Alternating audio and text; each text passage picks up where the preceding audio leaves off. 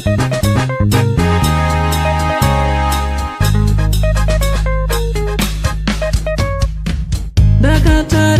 kudenga mtsotsi pamatama ose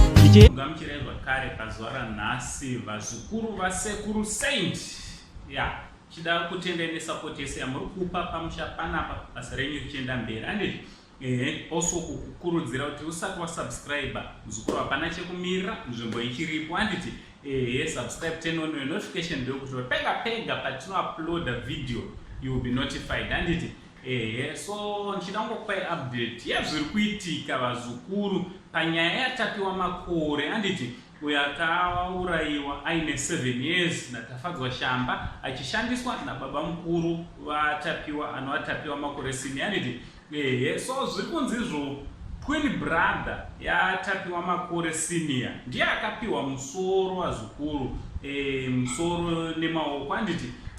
ndo zviri kutaurwa nyaya yachona ndiri kuitora kuchi kuna tete Tilda anditi tete Tilda ndo vari kuteerera nyaya yachona yese zvizere so ndokwatinotora tichiitira kuti panapa musasarire touya nayo tokuupdate hai so zviri kutonzi vari kunzi vakatopinda mukoti asi musoro hausati wawanikwa vazukuru zvichibva nekumapurisa anditi musoro hausati wawanikwa kana musoro une mamwe maparts maprivate parts nemaoko nemakumbo zvichinga zvawanikwa aiwa mapurisa achange achizivisa zvakare anditi so ndonyaya ndangondiuye nayo vazukuru kuti hameno kuti mhuri yange yapindwa nei mhuri yekwamakore matwins anditi matwin brothers vakadecidawo here vazukuru zvinhu zvakanaka here kuti vange vari vanouraya mwana for whatever reason dzavakanga vainadzo anditi chinova chinhu chinorwadza nekuti mwana wachona andoriwo mwana wavo futi anditi andoriwo mwana wavo vekwamakore so zviri kunzi zvoni mabatirwo akaitwa akabatirwa kuDhamafosi anditi mapurisa akatoita zvekutoenda pakati peusiku kuti vange vari vanonomubata anditi